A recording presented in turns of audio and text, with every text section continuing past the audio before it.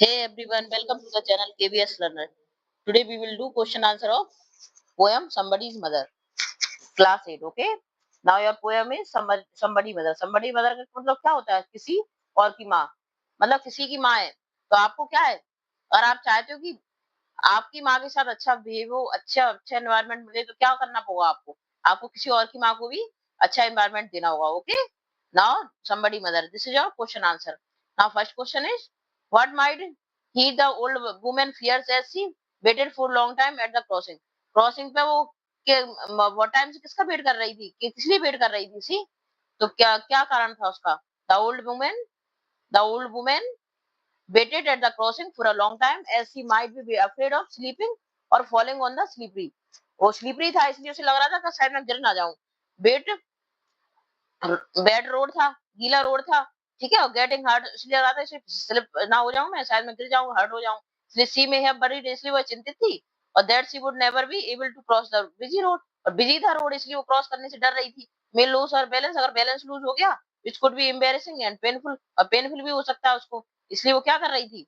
उसके लिए वेट कर रही थी कि क्या कोई आए और उसकी हेल्प कर दे. ठीक है. This is your first answer. Now second is how does the poet show helplessness. Poet helplessness कैसे दिखाता है ऑफ द ओल्ड वुमेन और support your answer with evidence from the poem. ठीक है. तो कैसे दिखाता है helplessness? See in the question. Okay. The poet shows the helplessness of the women by describing her as a old. कैसी है? Old है, वीक है. और कैसी है? वीक लेडी है, वेटिंग एट द क्रॉसिंग पर वेट कर रही है लॉन्ग टाइम से कि maybe someone come and help her. ठीक है. She is too scared. वो स्कैर्ड है to cross the road and no one is paying attention. कोई उस पर ध्यान नहीं दे रहा उस पर. एविडेंस क्या है इसके? See the old and grey women है एंड एज्ड हो गई है, उसकी बहुत पुअर है एंड स्लो ऑफ रूट. मतलब अब बूढ़ी है, बुजुर्ग है, ओल्ड है इसलिए क्या है? बहुत स्लोली चल रही है. स्टूड एट द क्रॉसिंग पर खड़ी हुई है और वेट कर रही है बहुत टाइम से but none offer a helping hand to her. तो कोई उसके लिए हेल्प नहीं कर रहा है. वो किस वेट में? शायद कोई आए, may be someone come and help her. Now, this is your answer. Now, next question is, what does the boy decide to help the old boy? उसने डिसाइड क्यों किया बॉय ने? बॉय ने डिसाइड क्यों किया हेल्प करने का? See the boy notice. वो बॉय ने देखा कि ओल्ड वुमेन है, हेल्पलेसनेस है और ही ऑफर्ड. उसने सोचा कोई हेल्प करने वाला नहीं है इसका, इसलिए उसने ऑफर ऑफर की उसको हेल्प की, thinking her to somebody's mother. शायद वो किसी की माँ है इसलिए उसने ऑफर की help in a hope that someday किसी दिन someone would help his mother also. अगर आज वो किसी और की माँ की हेल्प करेगा तो शायद कल को उसकी माँ को भी किसी जरूरत पड़े तो कोई उसकी हेल्प कर दे. ठीक है. इसलिए उसने क्या किया? उसकी हेल्प करने का डिसाइड किया. If she were in the same position, यदि this tells us that the boy is caring compassionate. Boy कैसा था? बहुत केयरिंग था, कंपैशनेट था और मदर लविंग था. अपनी माँ से बहुत प्यार करता था. रिस्पेक्टफुल था, एम्पैथेटिक था और काइंड हार्टेड था. बहुत दयालु था. तभी उसने सोचा कि यार मैं किसी की माँ होगी, ये खड़ी है तो बहुत टाइम से नोटिस कर रहा था वो कि कोई हेल्प नहीं कर रहा उसकी. तो उसने आया और उसने सोचा आज मैं अगर इसकी हेल्प करूंगा शायद किसी की माँ ही होगी तो कल कोई मेरी माँ की भी हेल्प कर सकता है. This is your answer. Now next is fourth one is how was the boy approach toward the old woman. Boy की कैसी अप्रोच थी, कैसी सोच थी वुमन के different from the other boy in the group. Group में और भी बच्चे खड़े थे लेकिन हेल्प किसने की? वो. ठीक है. वो बॉय ने जो जिसने हेल्प की वो क्या सोच रहा होगा? ही नोटिस द हेल्पलेसनेस. उसने देखा कि हेल्पलेस है, कोई हेल्प नहीं कर रहा उसकी. और offer her to help while other boy on the road does not have pay attention. और बच्चों ने उस पर ध्यान नहीं दिया लेकिन उस बच्चे ने उस पर ध्यान दिया. और इग्नोर हर और none offer her to help. The boy sees he her fear and need while other shows no empathy. किसी और ने उस पे मतलब उसकी दया नहीं दिखाई, काइंड हार्टेड नहीं हुई. लेकिन इस बॉय ने क्या किया? उसको देखा कि वो डर रही है और उसको जरूरत है हेल्प की तो उसने हेल्प की और आगे आया. Now next is justify the appropriateness of the title. Somebody's mother क्यों है इस पोएम का नेम?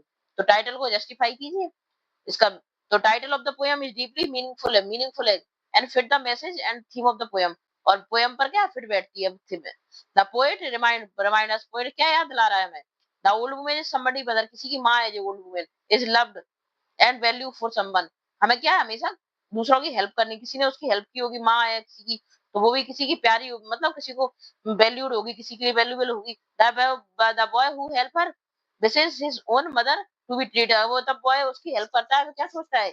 शायद आज मैं इसकी हेल्प करूं तो कल मेरी माँ को भी कोई क्या है सेम सिचुएशन में अगर फंस गई कभी वो भी कोई और भी मेरी माँ की हेल्प करेगा। Okay, now the women also pray, और वुमेन भी क्या करती है, प्रे करती है उस बॉय के लिए, considering him as a somebody's sun.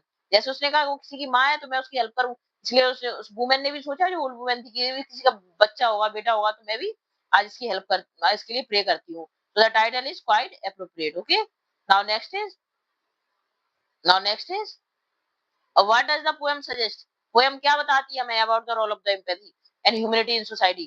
Society में क्या मतलब क्या रोल है एम्पैथी का और ह्यूमैनिटी का? तो now answer is the poem beautifully highlight करती है importance of empathy and humanity. मतलब लोगों में क्या है, मानवता और काइंडनेस होनी चाहिए, दया होनी चाहिए, एक दूसरे की हेल्पफुल नेचर होना चाहिए। In creating a kind and caring society, हमारी क्या सोसाइटी कैसे होनी चाहिए, दयालु और केयरिंग होनी चाहिए एक दूसरे के प्रति। The boy's simple gesture of helping the women remind us to the empathetic towards other. मतलब हमें एम्पैथेटिक होना चाहिए, मतलब दयालु, काइंड हार्टेड एंड हेल्पफुल होना चाहिए, केयरिंग होना चाहिए दूसरों के प्रति। क्या कहाँ पे सोसाइटी में। Okay, now humanity does not need grand acts, मतलब बड़े बड़े एक्ट, ये नहीं कि आप बहुत बड़े बड़े काम करो तभी आप ग्रेट बनोगे, आप छोटी छोटी हेल्प करके भी लोगों को क्या कर सकते हो, ह्यूमैनिटी एम्पैथी दिखा सकते हो उनके प्रति, है ना। Even small and thoughtful action भी कर सकते हो, can bring change in someone's life. अगर आप थोड़ी सी भी किसी की हेल्प कर दोगे तो उसकी लाइफ में चेंज आ सकता है। इन शॉर्ट इन शॉर्ट में अपन क्या कहेंगे, in short the poem is gently क्या रिमाइंड कर रही है हमें, that the little empathy can make this world is better. अगर थोड़ी सी भी दया दिखाएं हम किसी के प्रति तो क्या हो जाएगा, वर्ल्ड चेंज हो जाएगा, बेटर प्लेस बन जाएगा टू लिव फॉर एवरीवन।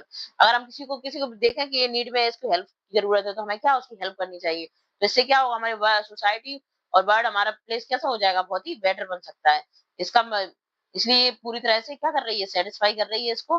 और क्या एम्पैथी और ह्यूमैनिटी बहुत जरूरी है। अगर हमारी सोसाइटी में क्या एम्पैथी यानी काइंड हार्टेड लोग नहीं होंगे, हेल्पफुल नहीं होंगे और केयरिंग नहीं होंगे, तो क्या होगा, सोसाइटी क्या होगी, बियर्ड हो जाएगी बहुत ज्यादा। इसलिए क्या है, सोसाइटी में अगर हमें डिसिप्लिन रखना है, अच्छा रखना है, बेटर बनाना है रहने के लिए, तो क्या करना होगा हमें, काइंड हार्टेड होना होगा, एम्पैथी दिखानी होगी दूसरों के प्रति, ठीक है। तो इससे क्या होगा, हमारा वर्ल्ड बेटर प्लेस बन जाएगा हमारे लिए, यानी कि आज हम किसी के लिए एम्पैथी दिखाएंगे तो कल हमें भी कोई एम्पैथी दिखाएगा। Okay, now this is the question answer of poem.